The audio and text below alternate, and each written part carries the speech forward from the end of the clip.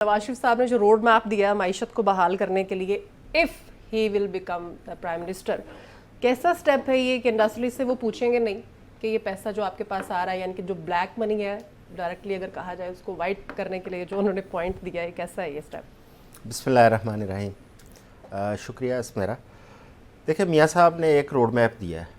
جب میاں صاحب نے لندن سے پاکستان آنا تھا تو لوگ توقع کر رہے تھے، جس طرح مسلم لیگ نون دعویٰ بھی کر رہی تھی کہ میاں صاحب اکانومی کا ایک ایسا روڈ میپ لے کے آئیں گے اور ساتھ 25 سے 30 بلین ڈالر اس کی انویسٹمنٹ پاکستان میں آئے گی، جس میں مختلف کارپوریٹس ان کے ساتھ میاں صاحب کی بات چیت چل رہی ہے اور وہ پاکستان کے اندر سرمایہ کاری کریں گے اور ایک دفعہ معیشت کو بوسٹ ملے گا۔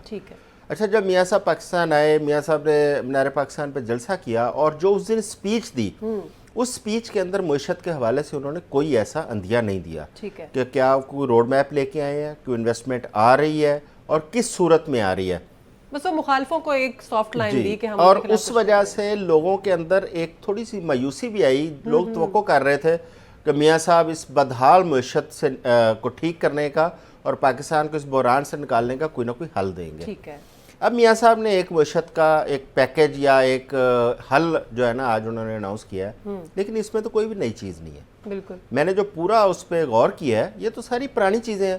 مثلا وہ کہتے ہیں کہ انڈسٹری کو جہاں سے مرضی پیسے آئیں نہیں پوچھا جائے گا۔ ٹھیک ہے، اس پہ مسلم لیگ نون کے تمام لیڈرشپ کے بیانات موجود ہیں۔ اس پالیسی کی شدید مخالفت کی گئی تھی۔ ٹھیک ہے، 2 پالیسیز ایمنسٹی سکیمز 2 متعارف کروائی تھی عمران خان نے اپنے آخری دنوں کے اندر۔ جی بالکل۔ ایک تھی ان کی پراپرٹی کے حوالے سے کہ آپ ہائی رائز بلڈنگز بنائیں، جو امپلیمنٹ ہو چکی تھی۔ دوسری ایمنسٹی انہوں نے متعارف کروائی انڈسٹری کے حوالے سے، جس کے لیے جو پیسہ آئے گا وہ پیسہ کسی سے پوچھ گچھ نہیں ہوگی۔ لیکن اس دوران عدم اعتماد کی تحریک آئی اور ان کی گورنمنٹ ٹوٹ گئی۔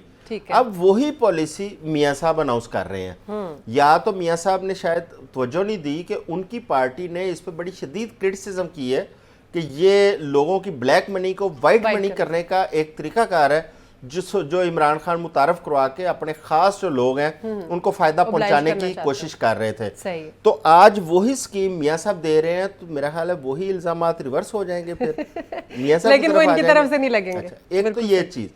اچھا، اب یہ اس کو ہم دبئی کے ماڈل کو اگر سامنے رکھیں، یہ اس سے ملتے جلتی چیزیں ہیں۔ ٹھیک ہے، جب دبئی نے ترقی کا آغاز کیا تھا تو انہوں نے یہی پالیسیز دی تھی کہ آپ پیسہ لے کے آئیں ہمارے ملک کے اندر، یو اے کے اندر، آپ کس سورس سے لے کے آتے ہیں، کون سا پیسہ ہے، بلیک ہے وائٹ ہے، ہم نہیں پوچھیں گے۔ صحیح ہے۔ اس پیسے کی وجہ سے دبئی نے آج ترقی کی وہ منازل طے کی کہ آج دنیا میں ایک منفرد مقام لے کے دبئی بیٹھا ہے۔ صحیح۔ اچھا، اب ایک تو یہ ہوگی ان کی پالیسی۔ دوسرا، میاں صاحب نے جو ڈالر کے اوپر بات کی ہے کہ ڈالر جی 104 روپے کا تھا، اس سے پہلے 60 روپے کا بھی تھا، بالکل، اس کے بعد 170 روپے کا بھی تھا جب یہ پی ٹی آئی کی گورنمنٹ ختم ہوئی۔ اس کے بعد پی ڈی ایم گورنمنٹ میں 330 روپے تک بھی گیا ہے۔ ٹھیک ہے، یا تو سارے کی ایوریج نکال کے دیکھ لیں کہ کیا کیسے یہ ڈالر اوپر گیا۔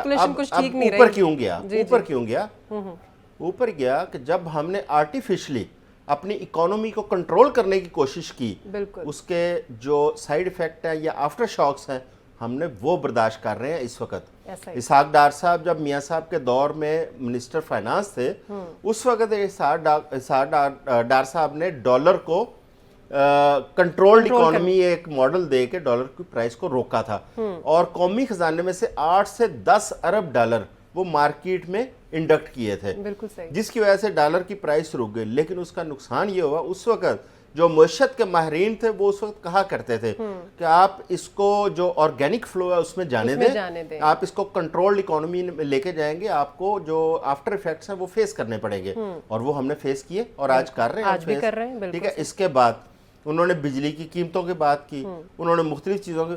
بھئی آپ یہ بھول جاتے ہیں کہ اس سے پہلے بھی ان کی قیمتیں اس سے بھی کئی گنا کم رہی ہیں۔ بالکل ایسا ہی ہے۔ اور یہ میاں صاحب 2017 پہ آ کے بریک لگا دیتے ہیں۔ جی 2017 تک، 2017 سے آگے 2018 تک آپ کی حکومت تھی، بالکل، آپ کے وزیر اعظم تھے شاہد خاقان عباسی صاحب۔ بالکل ایسا ہی ہے۔ کیا مسلم لیگ نون ان کو ڈس آن کرتی ہے؟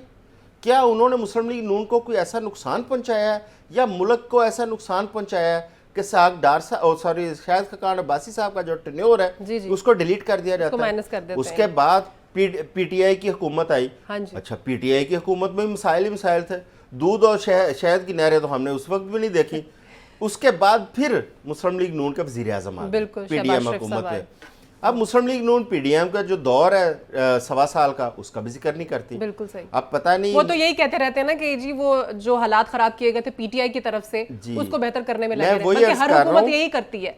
मैं वही अर्ज कर रहा हूँ कि अब पता नहीं मुस्लिम लीग नून को शायद खाकान अब्बासी साहब पे और शहबाज शरीफ साहब पे शायद एतमाद नहीं है कि उनके दोनों टेन्योर को उसमें से हज़फ कर दिया जाता है। 2017 तक की बात की जाती है।